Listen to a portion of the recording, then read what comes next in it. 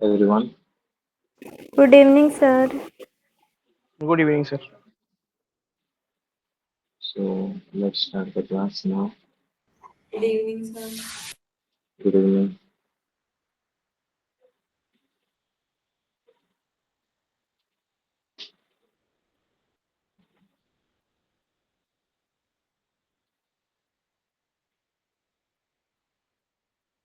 Okay, am I audible properly? Yes, sir. Yes, sir. Yes, Yes, sir. sir. Okay. So this is basic basics of teaching aptitude हम लोग discuss करेंगे. Okay. Now this is a very important topic, and this is the like important for both RI as well as CTET examination as well as for KVS also. This is one very important topic. So just a minute. Let me share something.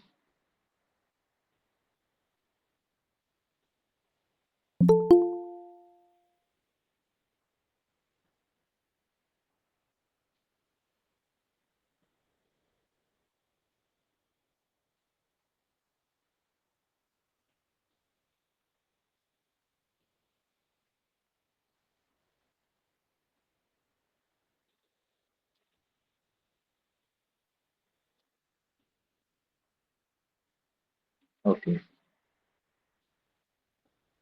Is the screen visible properly? Screen दिख रहा है आपको? Yes, sir. Yes, sir. हाँ. Yes, Yes, sir. sir. Okay. So see, in the previous class, हमने जो CTET and RI का combine class किया था उसमें हमने डिस्कस किया था how children think, how they learn, how they fail and how they achieve success, उसके बारे में डिस्कस किया था. Now in this particular class we will discuss the basic process of teaching and learning. Okay. And children strategy to learn all these things. This is a very important class for CTET as well as for the RI. RI students के लिए भी बहुत ज़्यादा important class इसीलिए है because this is the beginning of the basic introduction. You know that we have the if we have received the material, अगर आपको material मिल चुका है then आपको पता है कि सबसे पहला टॉपिक जो हमारे स्टडी मटेरियल में दिया हुआ है for the RICEE exam, okay, that is basic introduction. ये सुन लो. एंड जिनको नहीं मिला है जो अभी रिसेंटली ज्वाइन किए हैं, don't worry, in a few days you will also get the material. So basic introduction teaching aptitude का या फिर चाइल्ड डेवलपमेंट एंड पेडागोजी का यही है कि टीचिंग क्या है, टीचिंग लर्निंग क्या है, उसको समझना. ओके. एंड इससे पहले जो अभी न्यू ज्वाइन किए, लेट मी टेल देम, इससे पहले हमने एनईपी डिस्कशन किया हुआ है. ओके. एंड एनसीएफएससी डिस्कशन किया हुआ है, एनसीएफएससी 2023. ओके. एनईपी हमने पूरा कंप्लीट डिस्कशन किया. ओके. एंड RICEE के लिए that is not in the CTET. Actually CTET के लिए एनईपी एज सच सिलेबस में मेंशन नहीं है, but I will share the NEP classes to the CTET students also. And for the RI students it is mandatory. RI students के लिए ये NEP mandatory है, question वहां से पूछेगा. एनसीएफएससी का हमने समरी डिस्कशन किया था एंड हमने जो है पूरा इंट्रोडक्शन सब कुछ डिस्कस किया था. एंड अपार्ट फ्रॉम दैट हमने कुछ कुछ जो इम्पोर्टेंट टॉपिक है जो आपको टीचर बनने के लिए जो जो चीज चाहिए वो हमने डिस्कस किया था. अभी हम लोग अपना तीसरा टॉपिक RICEE के लिए थर्ड टॉपिक की तरफ चलेंगे, that is the basic introduction. Okay. First and second topic हमने देखो ऐसे हम एक पर्टिकुलर सीक्वेंस में चल रहे हैं. सिलेबस में तो सीक्वेंस अलग दिया हुआ है बट हम एक ऐसे सीक्वेंस में चल रहे हैं जिसको हम समझना इजी हो जाएगा. Okay. And for the CTET also, CTET classes के लिए भी आपको एक सीक्वेंस में हम चल रहे हैं. हमने सीटेट के जो भी स्टूडेंट्स हैं उनके लिए ये चीज है. इससे पहले हमने फर्स्ट यूनिट हमने कंप्लीट नहीं किया, ये हमने अभी तक नहीं पढ़ा है. हमने पढ़ा है ये पूरा कंप्लीट कर चुके हैं, इंक्लूसिव एजुकेशन वाला हमने ये वाला कंप्लीट किया, आज ये कंप्लीट करेंगे. और ये पढ़ते टाइम हम लोग और भी कुछ कुछ चीजें लाइक ये जो थ्योरीज वगैरह है, ये कुछ कुछ और topic from the A also यहाँ से यहाँ डिस्कस हो जाएगा. इन शॉर्ट इन डिटेल हम लोग आगे फिर इसको डिस्कस करेंगे. So it is important for both RI as well as CTET student. तो बेसिक्स ऑफ टीचिंग एप्टीट्यूड बहुत बेसिक्स हम लोग समझेंगे. आपके बुक में भी यही चीज दिया हुआ है. लैंग्वेज अलग है या वर्डिंग अलग होगा या सेंटेंस अलग होगा, लेकिन कहने का मतलब जो है सेम है. ठीक है, आपको जो बुक्स मिला हुआ. So teaching process. Teaching is a deliberate activity that aimed at facilitating learner by guiding और एंगेजिंग स्टूडेंट्स। टीचिंग में हम लोग क्या करते हैं? What is teaching? Teaching is a like communication to the students और way of transfer of knowledge to the students, जिसमें हम लोग क्या करते हैं, लर्नर को या लर्नर के लर्निंग प्रोसेस को आसान बनाते हैं। We make their learning easy, that's why the teachers are called as a facilitator of knowledge. Teachers को फैसिलिटेटर ऑफ नॉलेज कहा जाता है, टीचर्स को गाइड भी कहा जाता है, एंड टीचर को फ्रेंड भी कहा जाता है, friend of the students, friendly relationship उनको डेवलप करना है बच्चों के साथ, एंड टीचर को एक फिलोसोफर भी कहा जाता है। ठीक है, guide, friend, philosopher and facilitator, these are the some names of the some roles of the teacher. Teacher बच्चों को एंगेज करते हैं। तो in the teaching learning process में what are the key components? एक होते हैं टीचर, जो क्या करते हैं, फैसिलिटेट करते हैं। देखो, हम आगे आगे डिस्कस करेंगे और भी बहुत सारा चीज, जिसमें हमको ये चीज पता चलेगा कि टीचर जो है वो सिर्फ, उनका काम सिर्फ ये नहीं है कि मतलब खाली पढ़ाना। पढ़ाना पहले था, ट्रेडिशनल ट्रेडिशनल टाइम में ना टीचर का काम क्या था? टीचर का काम था पढ़ाना। ठीक है, मतलब ज्यादातर टीचर फोकस करते थे to like give some knowledge. Okay, to give some knowledge, ज्यादातर चीज क्या करते थे, तो टीचर क्या करते थे, give knowledge to the student. But in the present time teachers main responsibility is not to give the knowledge but to help the students to learn। अभी का जो मतलब है, नॉलेज तो देंगे ही, बट द मेन नॉलेज क्या, main चीज क्या है, मेन मकसद ये है कि हम बच्चों को जो है लर्निंग प्रोसेस में जो है आसान करेंगे उनका प्रोसेस, और बच्चों को एक्टिव नॉलेज कंस्ट्रक्टर बनाएंगे। ठीक है, हाँ, ये सब चीजें जो है मैं बुक में बहुत डिटेल में दिया हुआ है। ठीक है, मैं इसको समराइज करके बता रहा हूँ, जो हमारे टीचिंग एप्टीट्यूड RICEE बुक में जो चीजें हैं उसको बहुत ही ज्यादा समराइज करके बता रहा हूँ। आप जब पढ़ोगे तो काफी सारे डिटेल चीजें मिलेंगे, बट मैं जो जो पढ़ा रहा हूँ वो आपको सब कुछ वहां पे याद आएगा। ठीक है, क्या क्या मैं पढ़ाया था। तो टीचर क्या है? फैसिलिटेटर ऑफ लर्निंग है। लर्नर क्या होता है? The one who is learning and acquiring new knowledge. Learner क्या करते हैं? एक्वायर न्यू नॉलेज, वो सीखते हैं न्यू नॉलेज। कैसे सीखते हैं? क्या रेस्पॉन्सिबिलिटी है सीखने का? Active knowledge constructor. टीचर जो पढ़ाएंगे बस वही सीखेंगे नहीं, बच्चे खुद से नॉलेज कंस्ट्रक्ट करेंगे, खुद से चीजें सीखेंगे। टीचर का काम है उनका काम को आसान बनाना। Teacher responsibility is to make the learning process easy, make the learning process easier. Now teacher will be there in the teaching process, learner भी होंगे। टीचिंग लर्निंग प्रोसेस पर टीचर एंड लर्नर दोनों होंगे। उसके साथ साथ कंटेंट भी होना चाहिए और कंटेक्स्ट भी होना चाहिए। कंटेंट मतलब क्या पढ़ा रहे हैं, जैसे मैं आपको क्या पढ़ा रहा हूँ, what are the content that we are discussing और वी आर रीडिंग। हम पढ़ रहे हैं basic process of teaching learning, तो ये आज का कंटेक्स्ट हो गया, कंटेंट हो गया। कंटेक्स्ट क्या है? जहां हम पढ़ाई करते हैं, जो जो रिसोर्स को लेके पढ़ाई करते हैं, जो क्लासरूम सेटअप में पढ़ाई करते हैं, या जो फिजिकल लर्निंग कंडीशन में पढ़ाई करते हैं, या जो लर्निंग एनवायरमेंट में हम पढ़ाई करते हैं, that is the context. For example, आप एक क्लासरूम में पढ़ा रहे हो, the classroom will be the context. Classroom क्या हो जाएगा? कंटेक्स्ट हो जाएगा। जो चैप्टर आप पढ़ा रहे हो वो क्या हो जाएगा? आपका कंटेंट हो जाएगा। जो चैप्टर आप पढ़ा रहे हो, ब्लैक बोर्ड में जो चैप्टर आपने लिखा है हेडिंग और जिसके बारे में डिस्कशन हो रहा है, वो आपका हो गया कंटेंट। आप टीचर हो और आपके सामने बैठे हैं स्टूडेंट्स। ठीक है, आपके सामने बहुत सारे स्टूडेंट्स बैठे हैं, तो दीज आर द, या उनको लर्नर कहा जाता है। These are the key component. Now teaching जो है कुछ फेजेस में होता है। ठीक है, कुछ फेजेस में टीचिंग होता है। नाउ दो हु आर RICEE एस्पिरेंट्स, जितने भी आप लोग हो, मैं आपको ये सब चीज थोड़ा और डिटेल में पढ़ाऊंगा। ठीक है, सो this is one kind of introduction और बेसिक इंट्रोडक्शन। हम जो जो पढ़ने जा रहे हैं आगे, उसके लिए बेसिक इंट्रोडक्शन है। ठीक है, आज का जो क्लास है basic introduction of the basics of teaching aptitude. ठीक है, जो टीचिंग लर्निंग प्रोसेस होता है ना, उस प्रोसेस में देर आर 3 फेजेस। जो पढ़ाई करते हैं या स्कूल में आप जब पढ़ाने जाओगे, while teaching, there are some phases. There are 3 phases. What are the 3 phases?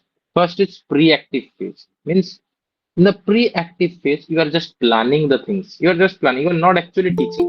You are just planning the things. आप चीजों को प्लान कर रहे हो, क्या पढ़ाना है, कैसे पढ़ाना है। जैसे बिफोर टीचिंग, मैं आप आज आपको पढ़ाने से पहले, सबसे पहले मैंने आप ये PDF बनाया है, ठीक है, ये PPT बनाया है या PDF बनाया है। ठीक है, उसके बाद मैंने सोचा है कि क्या क्या मैं आज आपको पढ़ाऊंगा। फिर उसके बाद मैंने मटेरियल प्रिपेयर करने के बाद मैं अभी क्या कर रहा हूँ आपके साथ, इम्प्लीमेंटेशन। जो मैंने जो मटेरियल प्रिपेयर किया, that was the pre active phase. अभी मैं आपके साथ क्या कर रहा हूँ, इम्प्लीमेंट कर रहा हूँ, वो चीज पढ़ा रहा हूँ, एक्चुअल टीचिंग मैं कर रहा हूँ। This is interactive phase because we are interacting with each other. मैं कुछ पढ़ा रहा हूँ, आप बीच में कुछ क्वेश्चन पूछ सकते हो, मैं आपसे कुछ क्वेश्चन पूछ सकता हूँ। This is interaction. Teaching is interaction, teaching is basically N interaction और एक्टिव पार्टिसिपेशन। टीचिंग में क्या होता है, एक्टिव पार्टिसिपेशन होता है। तो इन द क्लासरूम मैं आपको जब पढ़ा रहा हूँ, that is what interactive process, interactive phase, second phase. ठीक है, interaction between teacher and students हो रहा है। अब लास्ट में जब हम क्वेश्चन डिस्कशन करेंगे कुछ, that will be your post active phase. पढ़ाने के बाद जो इवैल्यूएशन होता है, evaluating the effectiveness of teaching and learning through assessment and feedback. जब मैं आपका फीडबैक लूंगा या जब मैं आपका असेसमेंट करूंगा, कुछ क्वेश्चन पूछूंगा आपसे, आपको उसका जवाब दोगे या जवाब नहीं दे पाओगे, दैट विल बी, अगर आप सही से आंसर कर पाते हो, दैट मीन्स जो मैंने पढ़ा है दैट इज करेक्ट, मैं सक्सेसफुल हुआ, यस। लेकिन अगर आप आंसर नहीं दे पाओगे किसी भी आंसर क्वेश्चन का, दैट मीन्स सक्सेस नहीं हुआ, मेरा मेरा टीचिंग सक्सेस नहीं हुआ। तो इसके बाद ये तीन फेज रहता है, part, phase one, phase two, phase three. अगर मेरा टीचिंग जो है सक्सेसफुल नहीं होता है, सक्सेस हुआ तो ठीक है, यहाँ खत्म हो गया। अगर सक्सेस नहीं हुआ तो क्या होगा, what will be the fourth phase, हम एक और फेज में चले जाएंगे। वो क्या होगा, दैट विल बी रीटीच। मुझे आपको फिर से पढ़ाना पड़ेगा। तो फिर से पढ़ाने के लिए मतलब वापस हम लोग थर्ड से फर्स्ट पेज में चले जाएंगे। मुझे फिर से जो पढ़ाना पड़ेगा, वापस मुझे फिर से प्लान करना पड़ेगा, फिर से पढ़ाना है, फिर से मैं जो है आपको टेस्ट करूंगा। हाँ, और अगर ऐसे बार बार करने के बाद भी अगर हमको लगता है कि students are not understanding, then what is the way, giving remedial teaching. Remedial teaching हमको देना है, रेमेडियल टीचिंग। हाँ, ये साइकिल चलता रहेगा जब तक आप नहीं समझ पाओगे, ठीक है। एंड इसीलिए इसीलिए बोलते हैं, देखो टीचर्स के पास ना कॉन्टिन्यूस एंड कॉम्प्रहेंसिव असेसमेंट या कॉन्टिन्यूस एंड कॉम्प्रहेंसिव इवैल्यूएशन करने का पावर है, उनको दिया गया। इसीलिए अगर बच्चा अच्छा परफॉर्म नहीं करता है या फेल होता है, तो इसीलिए टीचर्स के ऊपर रिस्पॉन्सिबिलिटी आता है। एंड रेमेडियल टीचिंग करने के लिए टीचर्स को काफी सारा टाइम दिया जाता है, although it is a burden. अगर बच्चा नहीं समझ पाता तो it's a burden for the teacher, but teacher should not feel it as a burden. And remedial teaching बहुत ही ज्यादा इंपॉर्टेंट चीज है। If you see the CTET syllabus, देखो अभी जो आरआई के लिए प्रिपरेशन कर रहे हैं, इसके बाद का आपका स्टेज होगा सीटेड। तो आप थोड़ा थोड़ा अभी से जान लो, सीटेड में आरआई का कॉम्बाइन बैच इसीलिए कर रहा हूँ ताकि आपको पता चलेगा कि सीटेड में क्या पढ़ने जा रहे हो। या मैं जो आपको आरआई में पढ़ा रहा हूँ, ये आरआई तक ही सीमित नहीं है। जब आप आरआई में जाके पढ़ाई करोगे तब भी आपको हेल्पफुल होगा, और जब आप आरआई में पढ़ते टाइम जब सीटेड का एग्जाम दोगे तब भी आपके लिए हेल्पफुल होगा, ठीक है। तो यहाँ पे देखो कंटिन्यूस एंड कॉन्टिन्यूस इवैल्यूएशन है, असेसमेंट फॉर लर्निंग, ये वगैरह चीज तो आप पढ़ोगे। लेकिन रेमेडियल टीचिंग का कितना इंपॉर्टेंस है देखो। अगर आप साइंस में भी फॉर एग्जांपल पेडागोजी देखोगे तो वहां पे भी रेमेडियल टीचिंग होगा। मैथ में देखोगे, मैथ में भी रेमेडियल टीचिंग है, साइंस में भी रेमेडियल टीचिंग है। इवन सोशल साइंस में देखोगे तो वहां पे भी रेमेडियल टीचिंग है। यहाँ पे सोशल साइंस में नहीं दिया है, ऑल्दो सोशल साइंस में भी पेडागोजी में रेमेडियल टीचिंग होता है। लैंग्वेज में भी रेमेडियल टीचिंग होता है, ठीक है। तो हर एक जगह पे रेमेडियल टीचिंग का जरूरत पड़ता है, क्योंकि बच्चे, हर एक बच्चा नहीं समझ पाएगा। कुछ कुछ बच्चे ऐसे होंगे, 40 में से कुछ बच्चा ऐसे होंगे, 5-6 बच्चे ऐसे होंगे जिनको बार बार पढ़ाना पड़ेगा, उनको बार बार एक देखो, 5-6 बच्चे को बच्चे नहीं समझ पा रहे तो इसकी वजह से बाकी सारा बच्चे का आपको बार बार रिपीट नहीं करना है। तो उन उन बच्चों को साथ देखो, for example, if majority of the students are not understanding the topic, then you will go for reteaching. But if some students are not understanding the topic, then you will go for remedial teaching. Understood? ये सुन, remedial में कब जाना है, रिटीच कब करना है, पता चला? Yes, sir. Yes, sir. हाँ, okay. Next is sir remedial approaches मतलब ऑफ, एक्स्ट्रा क्लास देना। Yes yes, very good. Remedial का मतलब होता है giving extra class to the slow learner, extra classes to, जो स्लो लर्नर होते हैं उनको एक्स्ट्रा क्लास देना होता है remedial teaching. Giving extra classes to slow learners, ये रिमेडियल टीचिंग है। अप्रोचेस ऑफ टीचिंग, टीचिंग का दो अप्रोच होता है। ट्रेडिशनल अप्रोच है तुम्हारा टीचर सेंटर, जो यहाँ पे टीचर सेंटर लिखा ना, दिस इज ट्रेडिशनल अप्रोच। पहले के जमाने में टीचर, जब गुरुकुल सिस्टम हुआ करता था, उस टाइम में गुरुकुल सिस्टम में टीचर सेंटर एजुकेशन सिस्टम था। टीचर जो बोलेंगे वही पढ़ाते थे।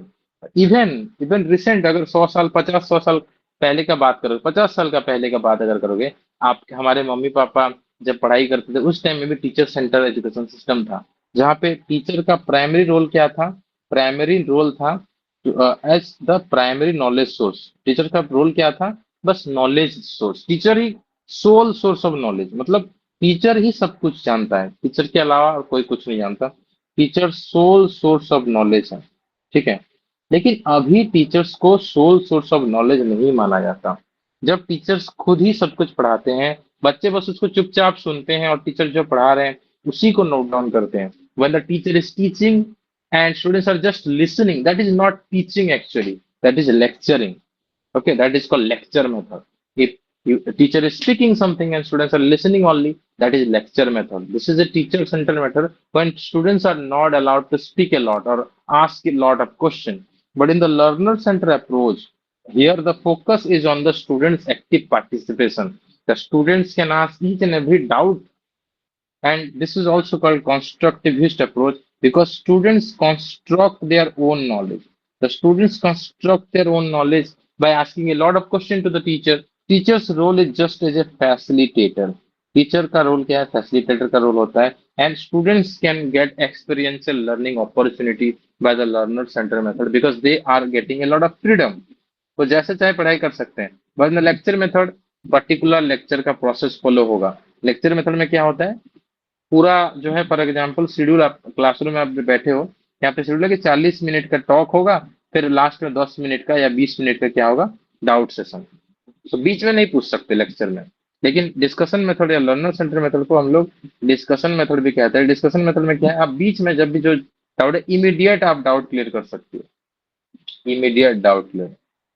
ठीक है, that is your approach.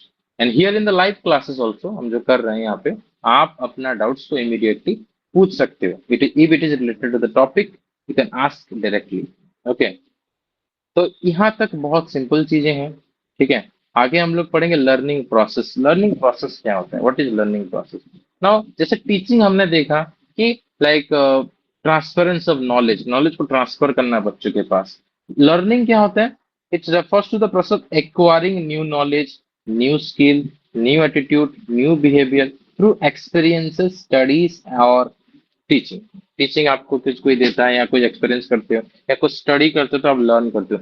Even while giving teaching also, पढ़ाते पढ़ाते भी जो है हम सीख सकते हैं। मीन्स इसीलिए देखो, मैं आपको पढ़ा रहा हूँ तो मैं कुछ डेफिनेटली सीख रहा हूँ। इसीलिए टीचर्स को टीचर स्टूडेंट कहते हैं। मैं आपके केस में, हमारे ग्रुप में मैं आपके लिए यहाँ पे क्या हूँ? टीचर स्टूडेंट हूँ। और आप लोग क्या हो? स्टूडेंट टीचर हो। मतलब आप स्टूडेंट तो हो लेकिन आपके अंदर का जो नॉलेज है वो दूसरा कोई सीख सकता है। दैट्स व्हाई आपको टीचर स्टूडेंट टीचर कहा जाता है। जिस दिन आप आरआई ज्वाइन करते हो या कहीं पे भी बीएड ज्वाइन करते हो, उसी दिन से आपको कहा जाता है स्टूडेंट टीचर, जब तक आप जॉब नहीं करते।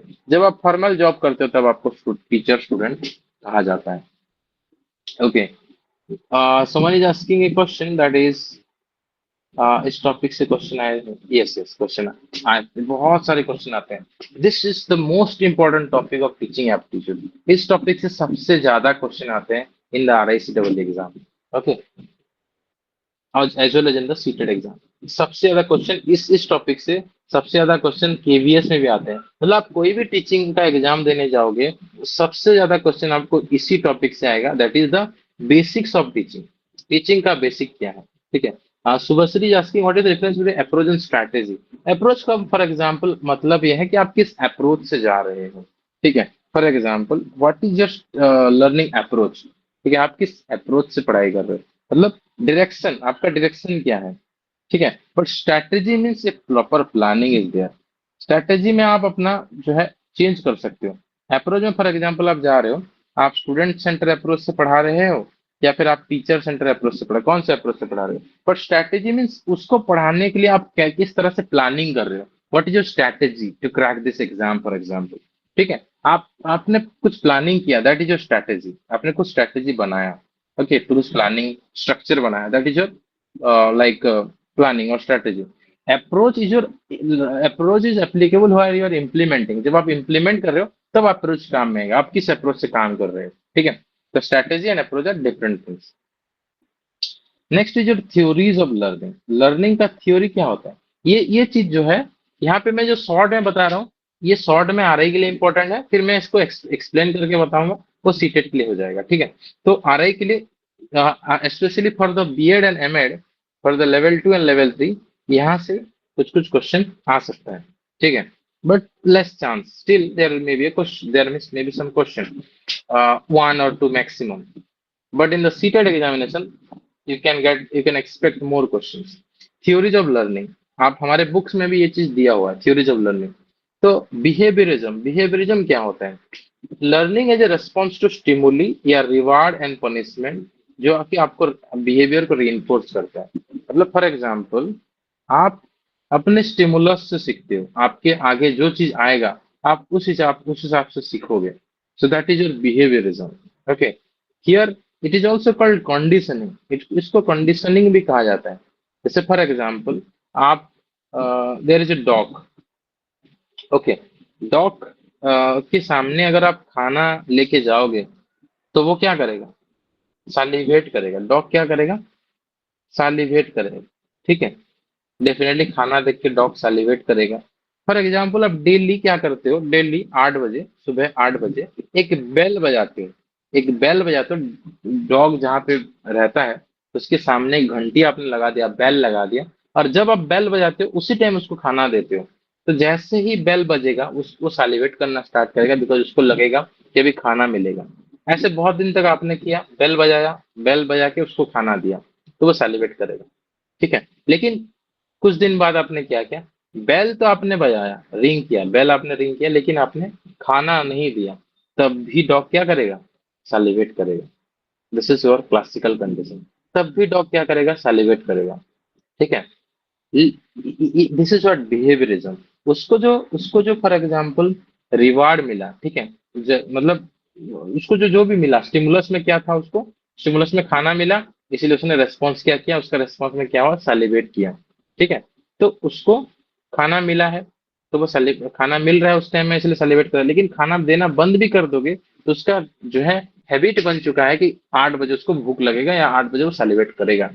ऐसे कुछ दिन आपने खाना बिना दिए बेल बजाया, तो कुछ दिन तक डॉग सेलिब्रेट किया. लेकिन फिर कुछ दिन बाद आपने बहुत दिन तक हो गया, आपने खाना दिया, लेकिन सॉरी, आपने बेल बजाया लेकिन आपने खाना नहीं दिया. ठीक है, तो डॉग सेलिब्रेट करना बंद कर देगा, बिकॉज अभी स्टिमुलस क्या है? बेल तो बज रहा है, लेकिन बेल के साथ उसको कोई रिवार्ड नहीं मिल रहा है, तो वो सेलिब्रेट नहीं करेगा. आप समझ गए प्रोसेस में क्या बोल रहा हूँ? ये सुन लो. Yes. तो this is what behaviourism. Yes, sir. Behaviour ऐसे आता है, मतलब आप किसी को कुछ सिखाना चाहते हो तो वैसे आप जो है सिखा सकते हो. खाना मिल रहा है, मतलब बेल बजेगा तो उसको खाना दे, तो वो ऑटोमेटिकली सेलिब्रेट करेगा.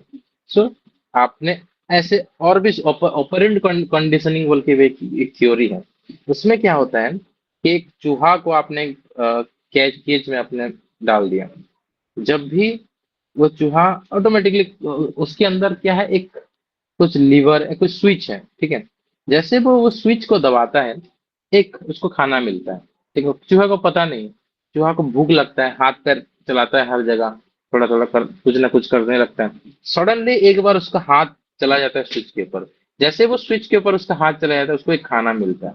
तो धीरे धीरे करके चूहा को पता चलता है कि जैसे ही जो है स्विच में वो हाथ दबाता है, खाना मिलता है, तो वो ऑटोमेटिकली स्विच दबाएगा तो उसको खाना मिलेगा. This is also one kind of what. तो स्विच दबाएगा तो उसको रिवार्ड मिलेगा.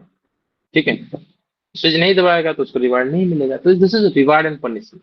तो इससे क्या होता है? बिहेवियर इनफोर्स होता है. ये बीएफ स्किनर, पावलोव इसके बारे में बताए थे. Operant conditioning, classical conditioning.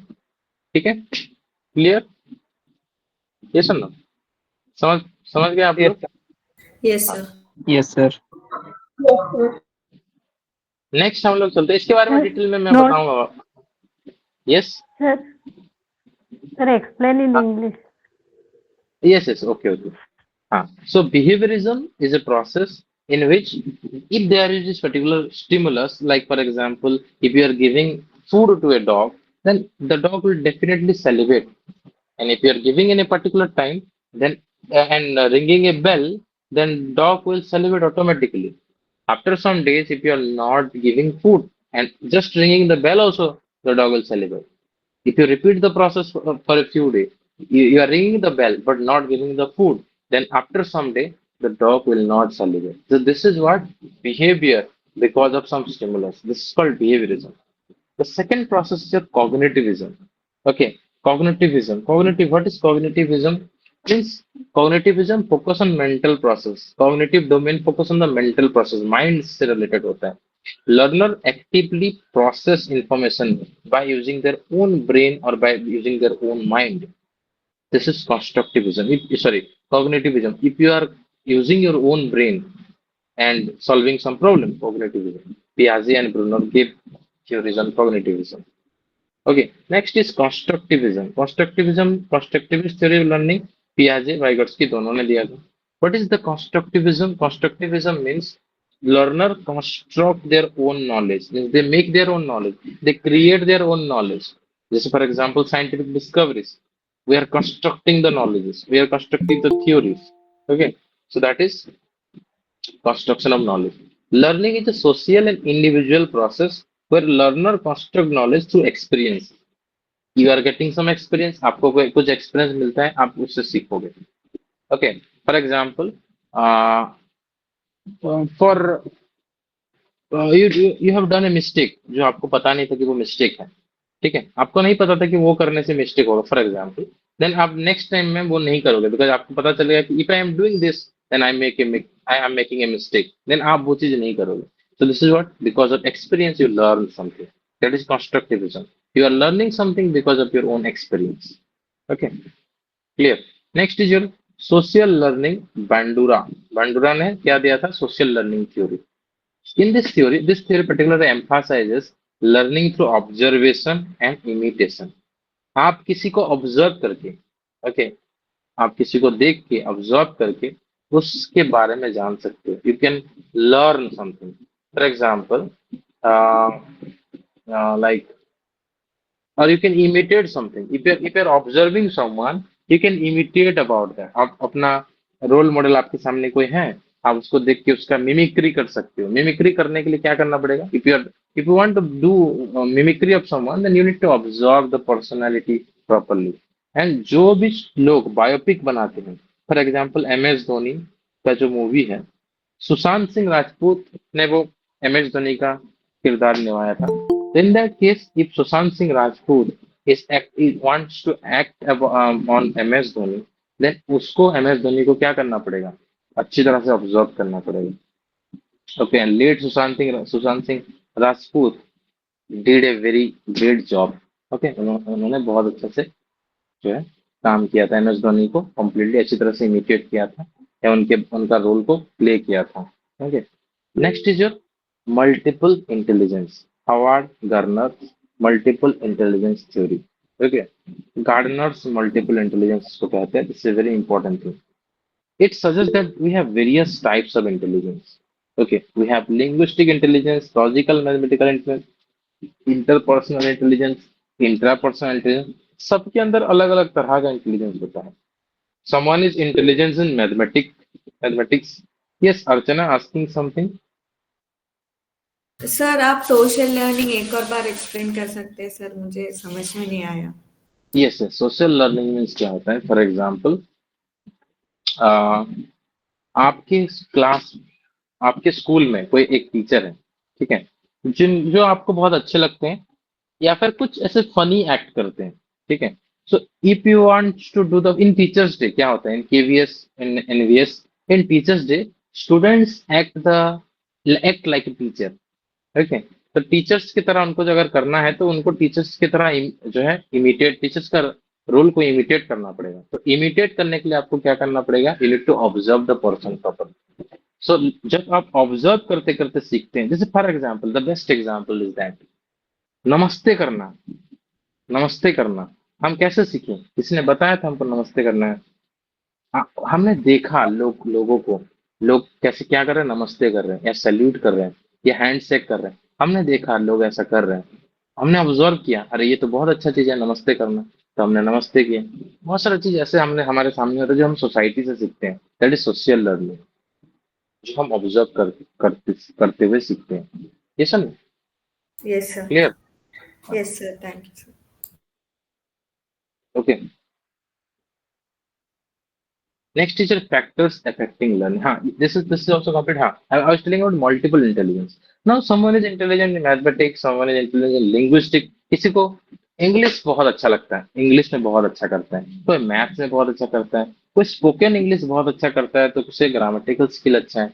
कोई इंटरपर्सनल स्किल किसी का अच्छा है, कम्युनिकेशन बहुत अच्छा करता है, तो किसी का गाना सॉन्ग में कोई बहुत अच्छा करता है।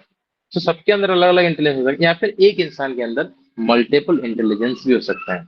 Okay, what is multiple intelligence, we will read about that, हम उसके बारे में डिस्कस करेंगे। Just wait a few minutes. Next topic is your factors affecting learning. What are the factors that affects our learning. हमको कुछ सीखना है, लेकिन सीखने के लिए what are the factors that affects our learning. First thing, individual difference. All are not same. All are not equal in IQ, in intelligence, intelligent quotient, और in understanding. सब लोग सेम नहीं होते, सब लोग अलग अलग होते हैं। सबका इंटेलिजेंस क्वोशेंट अलग है, सबका मोटिवेशन अलग है। कोई किसी के पास ADHD भी हो सकता है, तो कोई स्लो लर्नर है, कोई बहुत ही ज्यादा हाइपर एक्टिव लर्नर है, तो कोई बहुत ज्यादा गिफ्टेड लर्नर है। मोटिवेशन सबका सेम नहीं है। किसी को एक बार समझा दो तो वो समझ जाएगा, किसी को 10 बार समझाओ तो भी वो समझेगा नहीं। This is motivation, this is the role of motivation. आप में से बहुत सारे ऐसे स्टूडेंट हैं जिनको मैंने सिर्फ एक बार या 2 बार कुछ समझाया, कुछ मोटिवेट किया, आप उस दिन से डेली क्लास कर रहे हो। But some students are there जिनको बार बार बताओ कि रेगुलर क्लासेस करो, रेगुलर क्लासेस करो, they are not understanding, or they are not giving themselves self motivation. So motivation matters. Learning style, सबका लर्निंग स्टाइल सेम नहीं होता। Someone learns in a slow manner, giving some much more time, uh, but focusing on hard work. But someone is smart, less time but more effort. Learning style may be different. किसी किसी को लिख लिख के पढ़ना पसंद है, किसी किसी को खाली टेक्स्ट पढ़ना पसंद है, किसी को वीडियो देख के पढ़ना पसंद है, या किसी को जो है पढ़ते टाइम म्यूजिक सुनना पसंद, म्यूजिक सुन सुन के पढ़ना पसंद है। Various kinds of learners are there. Learning style सबका सेम नहीं होता। Then socio-economic backgrounds are also not same for all students. Some students may be rich, some may be poor. Some may be from social, economically backward caste, some may be for the social scheduled caste, some may be for the scheduled tribe. All are not from same caste or same socio-economic background. So this may hamper their learning style. This is an individual difference.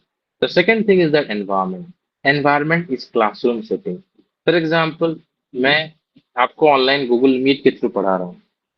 If my network is not strong, then I can't teach you. Some days what happen, for example हमको कहीं travel करना है, या घर गया हूँ मैं, या कोई भी कहीं पे गए हैं, तो क्लास नहीं हो पाता है। व्हाई? बिकॉज हम अगर वहां पे क्लास करेंगे तो उस क्लास का कोई फायदा नहीं है। There is no use of those class if you are not understanding the things properly, या नेटवर्क इशू हो रहा है तो उसका कोई फायदा नहीं है। So that's why classroom setting is very important. In that case, we cancel the class. We shift the class to another day. So that class should be proper, systematic, and understandable. Peer influence is also very important thing. Peer influence. Sometimes we motivate the students, but they do not understand. Sometimes they watch the videos of the topper, or they interact with their friends, and then they understand that yes, I should prepare for this exam, I should give importance to this exam. So this is what peer influence. वो अपने दोस्तों से discussion करते हैं। For example, we have the group for the discussion. In the group discussion आप बहुत अच्छी तरह से डिस्कशन करते हो। Sometime teachers are not available, but you discuss with each other. The much you discuss, the more you discuss, the more chances of getting selected. Okay, your chances of getting selected will increase. That's why आपको जिस भी group में add किया गया है, use the group. आप अपना doubts पूछो, डाउट्स सॉल्व करो, क्योंकि इससे आपका इंटरेक्शन बढ़ेगा। And while interacting, you will understand a lot of concepts. Okay, then this is peer, your friends, your friends influence. Next is teacher-student relationship. If the teachers and students relationship are not, if it is not proper or it is not good, then also you can't learn properly. If the teacher is not giving you proper time, or proper, if the teacher is not understanding your problem, in that case you cannot ask your problem to the teacher. And उस case में भी आपको problem होगा. Next is your motivation. Next topic is motivation. This is a very important topic, motivation. Motivation is also one of the most important factor for learning. Motivation is of two types. One is intrinsic motivation or one is extrinsic motivation. Can anyone define what is intrinsic and what is extrinsic motivation? Anyone? Differentiate? Yes, Harsiva.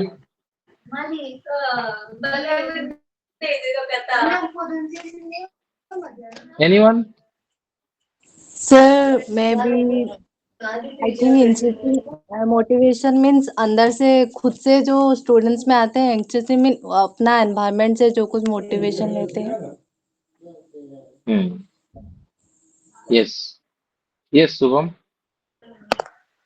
Sir मतलब अगर हमें कुछ कभी भी depress या फिर anxiety होता है तो हमें कभी कभी टीचर या पेरेंट कभी भी हमें गाइड करते हैं या फिर कुछ भी मोटिवेशन देते हैं तो वो जो कहते हैं हमें समझाते हैं तो वो जो बाहर से आता है जो मोटिवेशन उसको एक्सट्रिंसिक में समझता हूँ और जो वो लोग बताने के बाद जो हमारे दिमाग में हम क्या सोच के हमारा क्या अप्रोच होना चाहिए हम कितना उसको समझ के मोटिवेट हो पाए उसको इंट्रिंसिक मोटिवेशन कहा जाता है शायद। Yes, no, very good, very good. For example, जैसे very practical, I will tell you very practical example.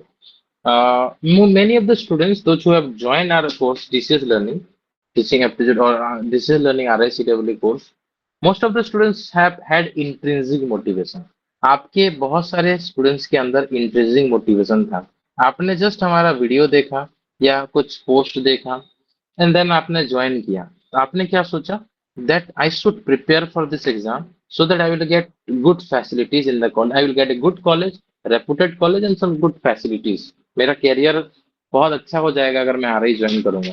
तो आपने वो चीज अगर आपने खुद कुछ चूज करके ज्वाइन किया अच्छे से पढ़ाई करने के लिए, दैट इज इंट्रिंसिक मोटिवेशन। आपके अंदर से जो मोटिवेशन आया, the motivation that is generated from your own heart, that is intrinsic motivation. And extrinsic motivation क्या होता है? आपको किसी ने बताया कि देखो ज्वाइन करो बहुत अच्छा है, ज्वाइन करो बहुत अच्छा है, बहुत बार समझा, या फिर बाहर से आपको बहुत सारे लोगों ने सजेस्ट किया तब आपने ज्वाइन किया, तो दैट इज एक्सट्रिंसिक मोटिवेशन। या फिर पढ़ाई में मन नहीं लग रहा है, आपके टीचर्स आपको सजेस्ट कर रहे हैं कि पढ़ो, दैट इज एक्सट्रिंसिक। कोई बाहर से आपको अगर मोटिवेट कर रहा है, that is extrinsic motivation. So intrinsic motivation से ज्यादा फायदा होता है as compare to extrinsic motivation. Yes, any other thing you want to add, Shubham? No sir इतना ही पता था। वेरी गुड, वेरी गुड, सही है। इंपॉर्टेंस ऑफ इंटरेस्ट, इंटरेस्ट बहुत इंपॉर्टेंट टॉपिक है। RICEE के एग्जाम में टीचिंग इंटरेस्ट के ऊपर एक पूरा पूरा चैप्टर है पूरा। तो इंटरेस्ट जिसमें है ना वही करना चाहिए। अगर आपको इंटरेस्ट नहीं है किसी चीज में, आप वो चीज नहीं कर सकते। ठीक है, अगर इंटरेस्ट नहीं भी है तो ऐसा नहीं कि इंटरेस्ट नहीं आएगा, कभी धीरे धीरे करके इंटरेस्ट आता है एंड बहुत अच्छा बन जाओगे। गोल्स भी बहुत इंपॉर्टेंट, आपका गोल सेट होना चाहिए। अगर गोल अभी सेट नहीं है तो गोल सेट करो, धीरे धीरे करके आपका गोल सेट हो जाएगा तो आपके अंदर मोटिवेशन आएगा। Next is your attention and perception. You need to be attentive while attending the classes. For example, you need to be attentive. Okay, attention is one of the most important thing. How learner focus, that depends on his or her attention capabilities. Some students have attention deficit. उनको पढ़ने के लिए आपको उनका जो है मदद करना पड़ेगा, अटेंशन लाना पड़ेगा। While some students are very attentive.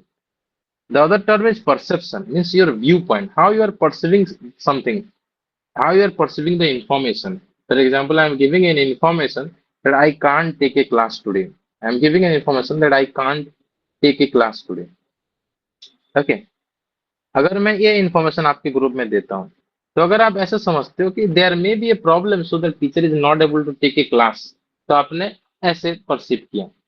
अगर आप ऐसे समझते हो कि नहीं टीचर्स बहाना ये कर रहे हैं या टीचर्स क्लास नहीं रहे जानबूझ के, तो वो आपका व्यू पॉइंट अलग हो गया। तो आप कैसे सोचते हो?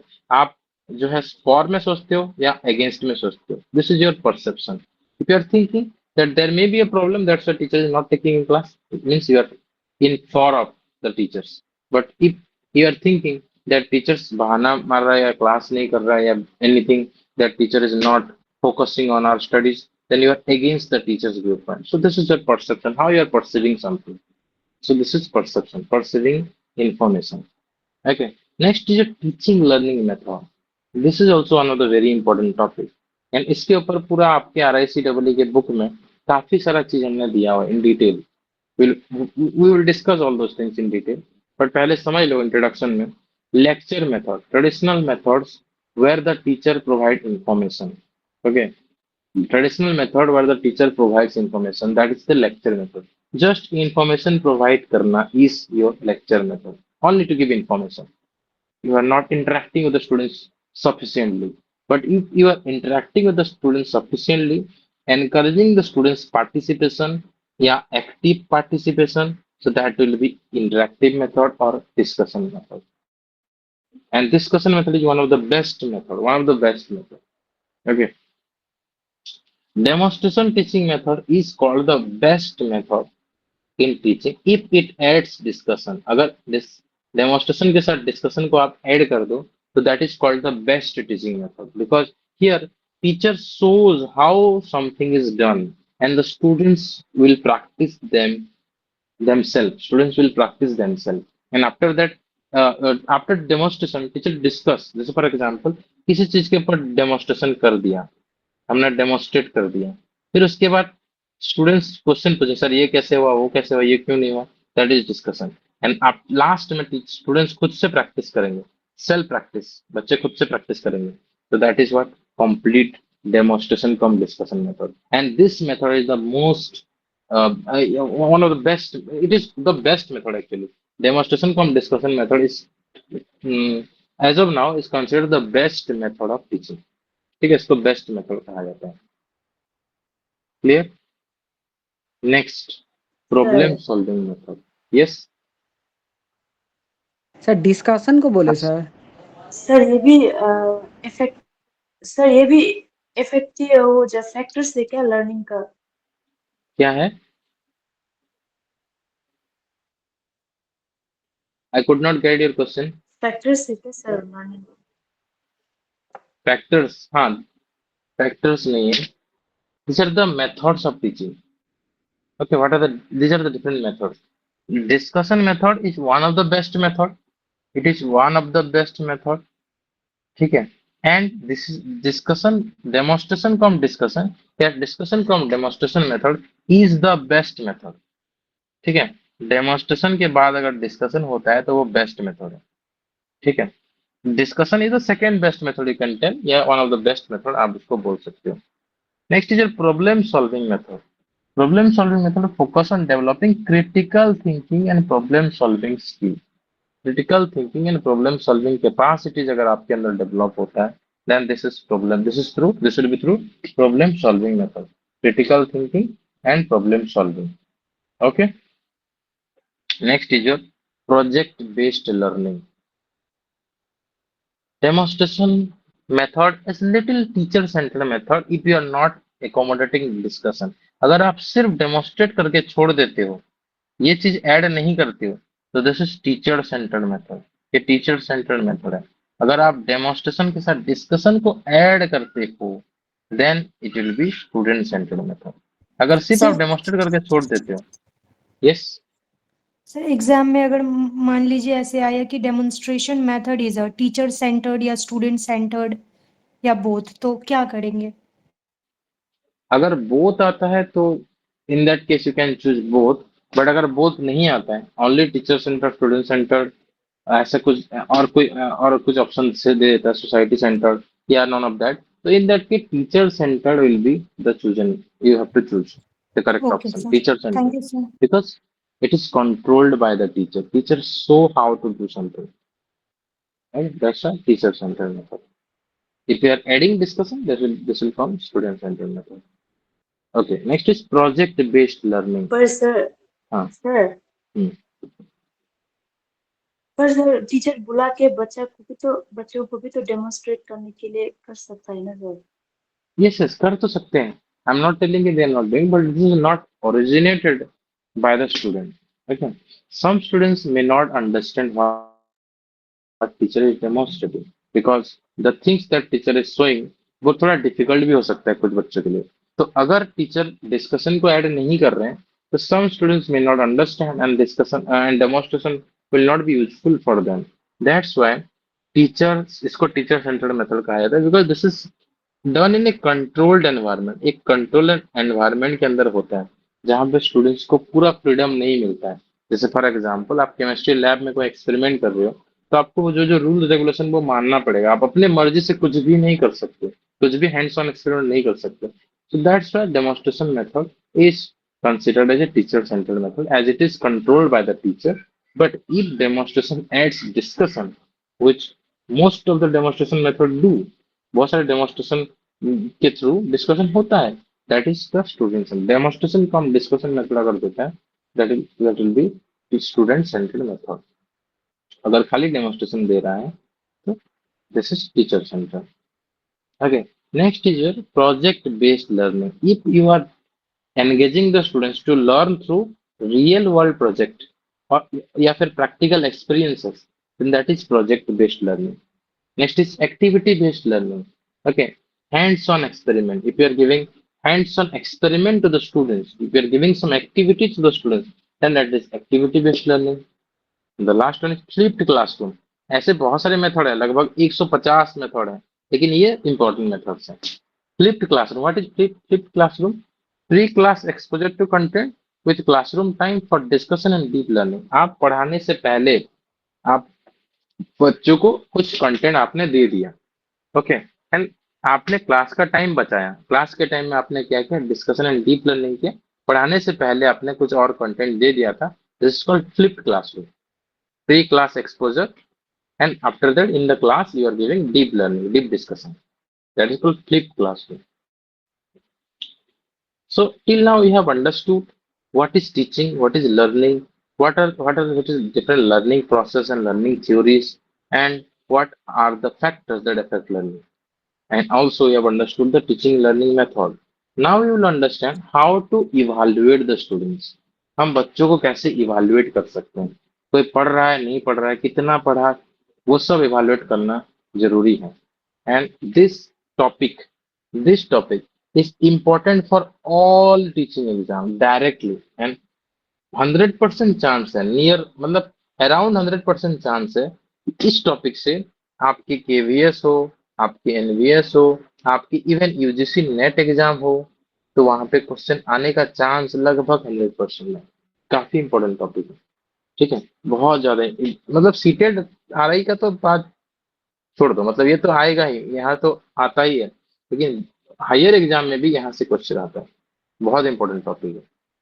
फॉर्मेटिव इवैल्यूएशन क्या होता है? जो हम बोलते हैं ना continuous and comprehensive evaluation, CCE, यही फॉर्मेटिव इवैल्यूएशन होता है। That is the ongoing assessment during the learning process to monitor the student progress and to give them feedback.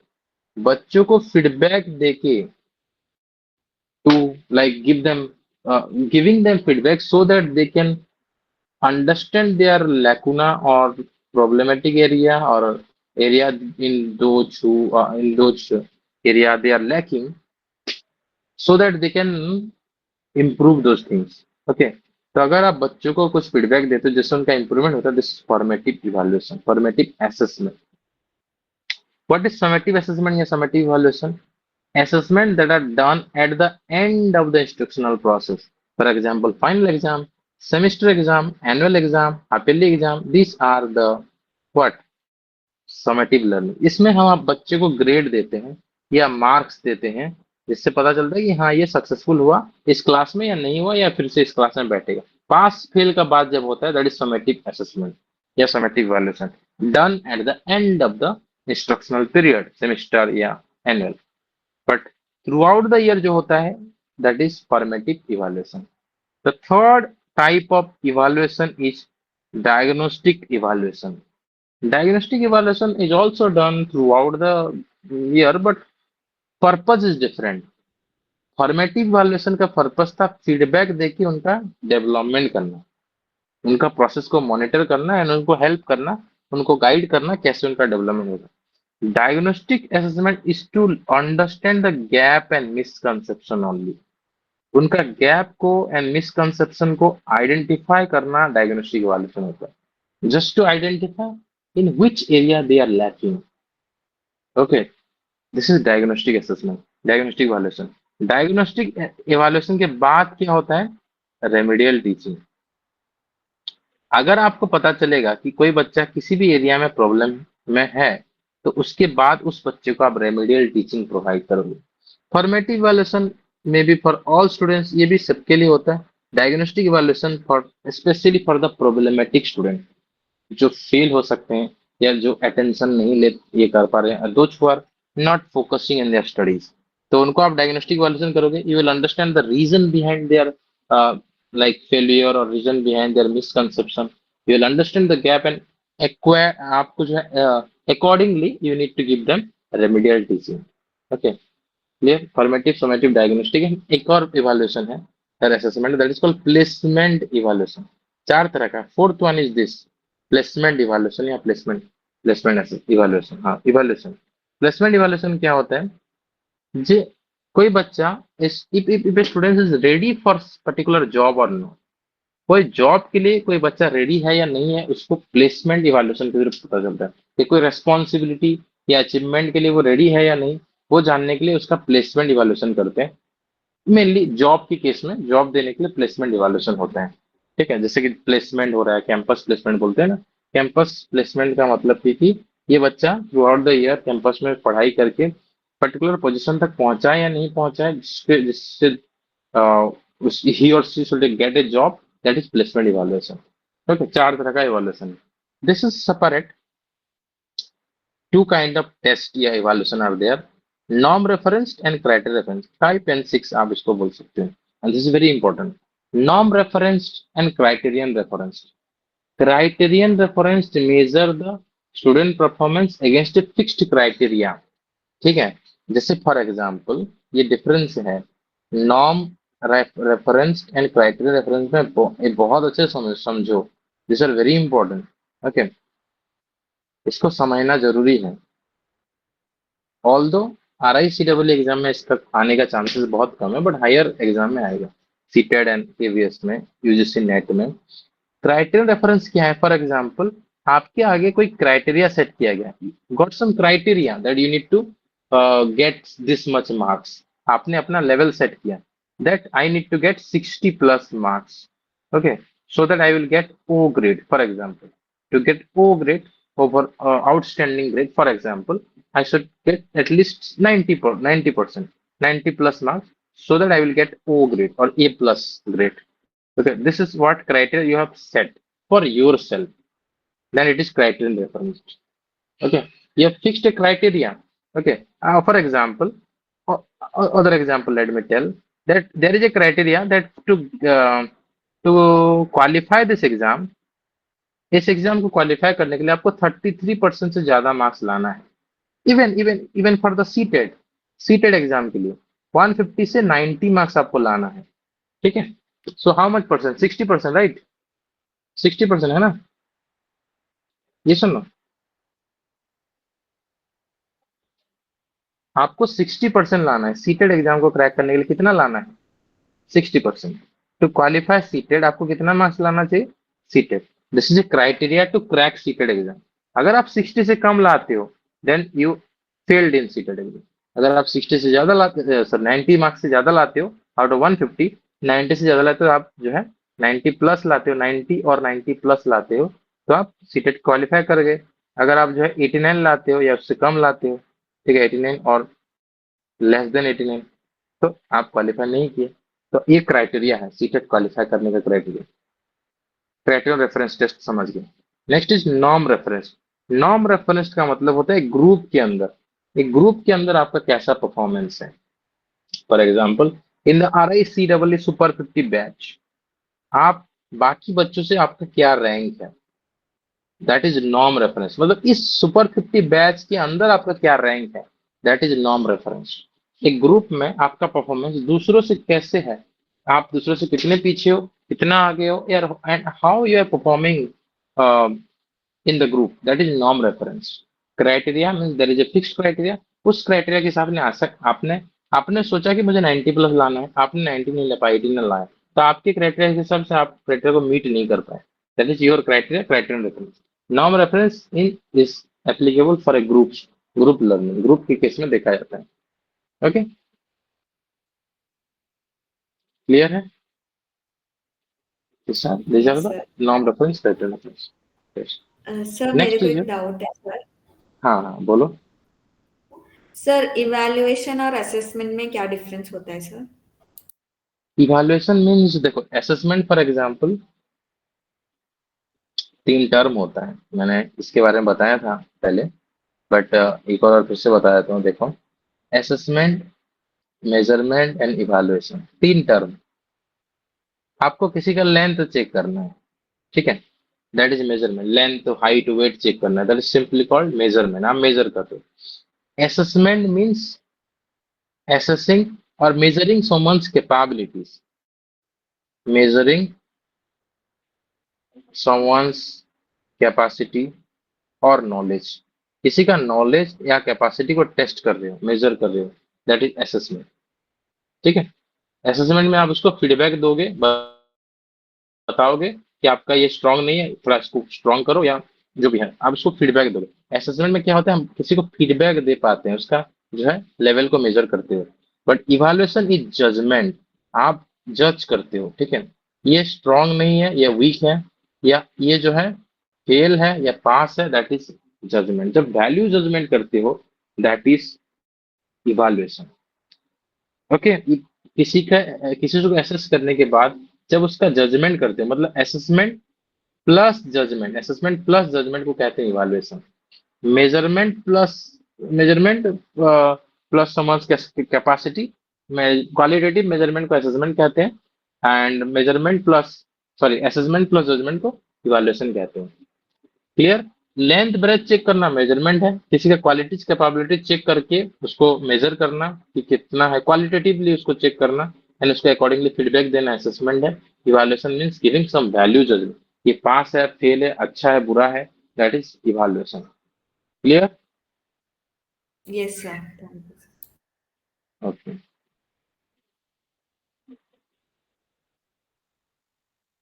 Next teacher, principles of effective teaching learning. ठीक है. Principles of effective teaching and learning. First one is active learning. Active learning. Students should be active participants in the learning process. Most important thing, if you are actively listening to me, then you can ask me each and every doubt. Okay. Active learning. Okay. Students should be active participants in the learning process to get maximum knowledge. Second point, constructive feedback.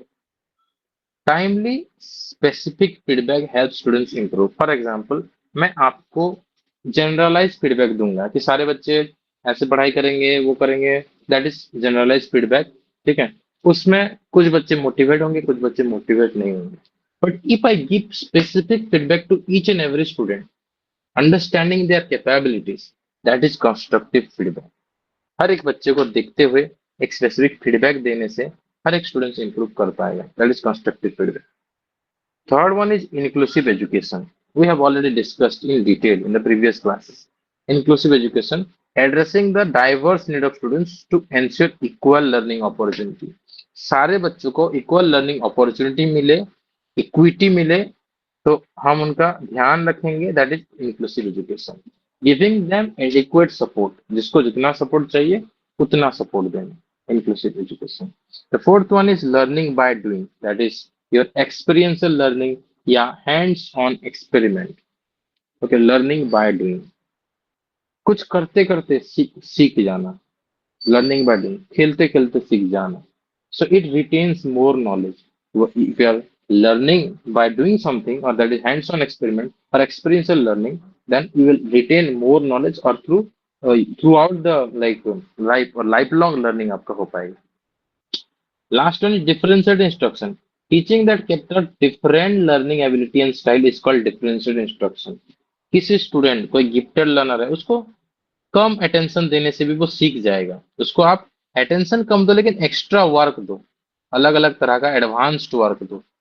तो आपने इसके लिए क्या किया, advance work दिया. कोई slow learner है, थोड़ा उसको एडिक्वेट फोकस करो उसको. ठीक है. थोड़ा ज्यादा फोकस करो. कोई एडीएचडी है, उसको सबसे ज्यादा फोकस करो, हाई फोकस, ज्यादा फोकस करो. तो जहां पे जिसको जिस तरह से सपोर्ट चाहिए उस तरह से सपोर्ट प्रोवाइड करना होता है डिफरेंशिएटेड इंस्ट्रक्शन। ठीक है, to cater the different learning ability and style, सबको फोकस करना होता है, अलग अलग वे में फोकस करना है, जैसा जरूरत वैसा फोकस करना होता है, differentiated instruction. Next one is your teachers role in learning. Teachers का क्या रोल होता है लर्निंग प्रोसेस में? टीचर्स का रोल होता है, teacher is a guide, teacher is a facilitator, teacher guide the students through their learning rather than simply delivering content. खाली content deliver करना टीचर का काम नहीं है, teacher must guide the students properly so that they can achieve their success. Whatever they want to learn, they must learn that. They must understand that. Okay, they must be able to understand that. So guide the students properly. That is facilitator. Facilitator means making their work easy. Facilitator का काम होता है उनका काम को आसान बनाना, make their work easy. Next is motivator. Teacher must be inspiring and engaging students. You should inspire your students so that they get enough motivation and achieve success. Okay. Next one is evaluator. Continuously assessing learning progress and making adjustment. Evaluation, अभी आपने पूछा what is evaluation? I told you judgment. Okay. So continuously judge the students, assess the students' learning process, and if you are giving them chance of adjustment, that is your role. Your role is not simply evaluating them, but also giving feedback and making adjustment in their learning process. Next is mentor. Provide support and encouragement both academically. Mentor का मतलब खाली academic support करना नहीं होता है. Mentor also support for personal growth. Mentor also support for personal growth. Okay, providing support and encouragement for both academic and personal growth. Clear है mentor का मतलब? ये सब बहुत डिटेल में है, आरआई के क्लासेस में हम डिस्कस करेंगे। ठीक है सर। हाँ सर, इसमें एक्वायरिंग टीचिंग स्किल हो सकता है टीचर का एक रोल? क्या एक्वायरिंग टीचिंग स्किल्स? नहीं, टीचर्स का रोल इन लर्निंग तो एक्वायरिंग टीचिंग स्किल नहीं है।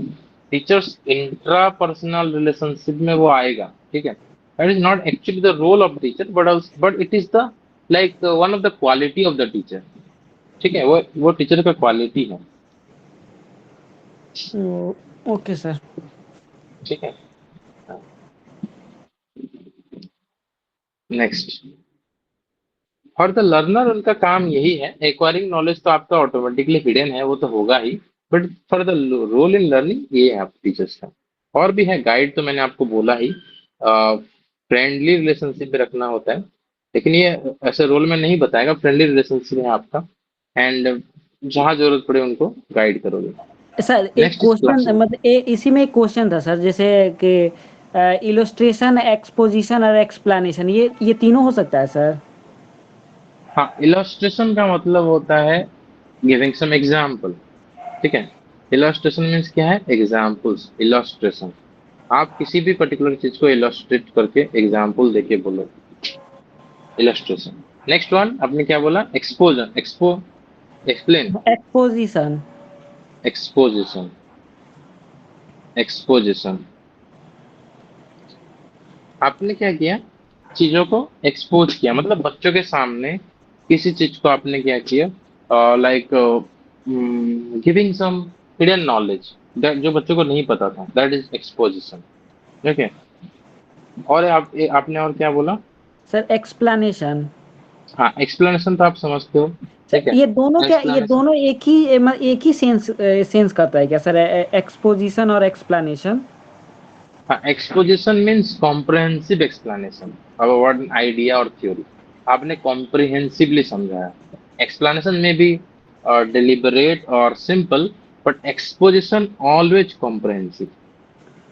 एक्सप्रेशन में क्या होता है? हम कॉम्प्रिहेंसिवली समझाते हैं। ठीक है, चीजों को बहुत ज्यादा कॉम्प्रिहेंसिवली समझाते हैं, सिस्टमैटिकली या स्पेसिफिक सब्जेक्ट को एक्सप्लेन करते हुए समझाते हैं। तो एक्सपोजिशन भी एक्सप्लेनेशन ही है, बट लिटिल कॉम्प्रिहेंसिव मैनर में हम समझाते हैं। ठीक है, यस सर। थोड़ा डिफरेंस है वर्ड में।